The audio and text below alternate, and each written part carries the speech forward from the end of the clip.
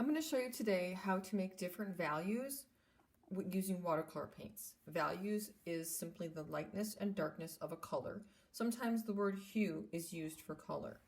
I have scrap paper on my desk. I have a cup of water.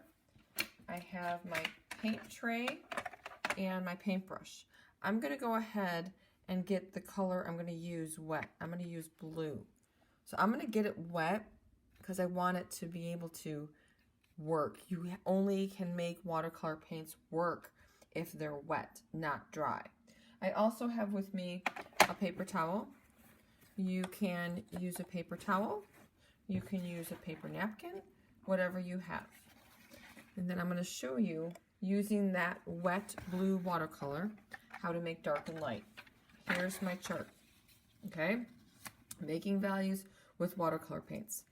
To make a value dark with watercolor paints, you use a lot of paint, a little H2O, which is water.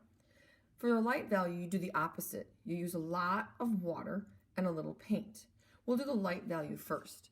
The little trick to making really light values in watercolor is getting the paper wet first and then using hardly any paint at all. Now I'm not using watercolor paint, so you can tell, or watercolor paper, so you can tell my paper's kind of rippling a little bit.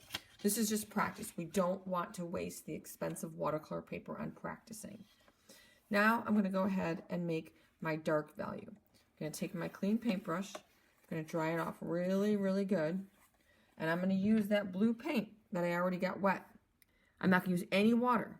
I'm just going to use that wet paint, and you can see how dark. This is the same color. It's just this little trick of remembering to make it dark, a lot of paint, a little water. To make it light, a lot of water, a little paint. And that's it.